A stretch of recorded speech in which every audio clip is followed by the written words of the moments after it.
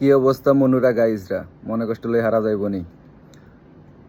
Awami League fascist. Awami League গত 15 বছরে বাংলাদেশের উপরে অনেক নির্যাতন অত্যাচার করেছে। তো আজকে রুমিন পারানাকে যখন নির্বাচন কমিশনে ধাক্কা দেওয়া হইলো, রুমিন আপা কইতাছে গত 15 বছরে আমার গায়ে কেউ ধাক্কা দেওয়ার সাহস করে নাই। তো স্বাধীন দেশে আসলে এখন নারীরা কতটা নিরাপদ, একজন সাবেক সংসদ সদস্যকেও গায়ে হাত দেওয়া হচ্ছে।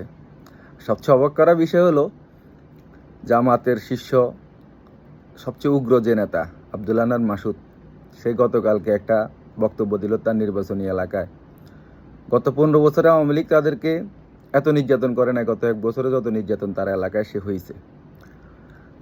আওয়ামী লীগ আমলে তাদের কর্মীদেরকে জামাতের পরিচয়, শিবিরের পরিচয় দেওয়া হইলে তাদেরকে জেল থেকে ছেড়ে দেওয়া হইতো।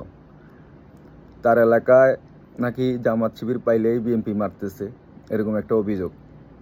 সে নিজে স্বীকার করতেছে গত 15 বছরে টুকিটাকি একটু ঝামেলা হয়েছে, কিন্তু এত নির্যাতন কখনো হয় নাই। তো এরাই আবার গত 15 বছর একটা ন্যারেটিভ তৈরি করছে, আওয়ামী লীগ ফ্যাসিস্ট, আওয়ামী লীগ কথা বলতে দেয় না, আওয়ামী লীগ এলাকায় যাইতে দেয় না। যাই হোক, কেমন লাগতেছে? অবশ্যই স্বাধীন দেশের সবার কাছে ভালো লাগারই কথা। তো আসলে আমরা যারা আছি, আমরা আসলে এখন দর্শক। আমরা চাই যে একটা বাংলাদেশে একটা নির্বাচন হোক, সেই নির্বাচনে আওয়ামী লীগ নাই আসুক, আওয়ামী লীগ নির্বাচন প্রয়োজনে না করুক, তারা একটা নির্বাচন করুক। এদেশে তো এখন বুড়িগঙ্গায় গতকালকে 4-5টা লাশ পাওয়া যাচ্ছে। তো বাংলাদেশের প্রতিটা অলিগলিতে একটা নির্বাচন হলে কি পরিমাণে লাশ পড়বে, তখনই বোঝা যাবে এদেশে ফ্যাসিস্ট কারা, এদেশে ক্ষমতার অপব্যবহার কারা করেছে।